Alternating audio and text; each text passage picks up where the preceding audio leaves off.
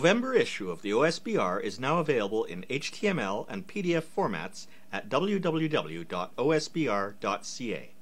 The theme this month is Health and Life Sciences, and Brian Barry and Peter Tanner from Open Health Tools are this month's guest editors. The articles in this issue include Brian Barry, CEO of Badara Research Labs and CTO of Open Health Tools, OHT, covers OHT's planned development of a common platform. In his article, he applies his experience with the founding of Eclipse to the problems of interoperable healthcare.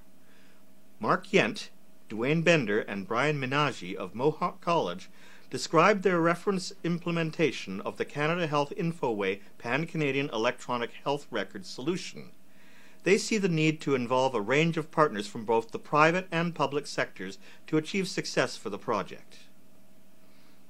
Jacob Brower of WebReach describes the Mirth project, an open-source healthcare interface engine and interface repository created and professionally supported by WebReach. Mirth attacks the interoperability issue directly through providing an interconnecting middleware for health information systems.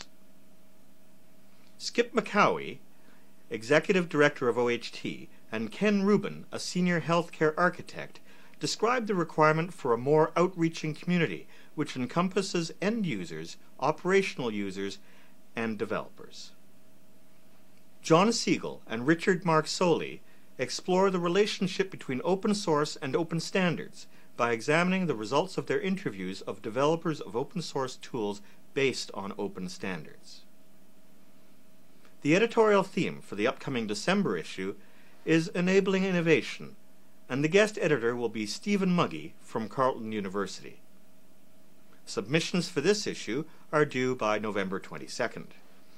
The Open Source Business Resource, OSBR, is a free monthly publication of the Talent First Network. The OSBR is for Canadian business owners, company executives and employees, directors of open source foundations, leaders of open source projects, open source groups, individuals and organizations that contribute to open source projects, academics and students interested in open source, technology transfer professionals, and government employees who promote wealth creation through innovation.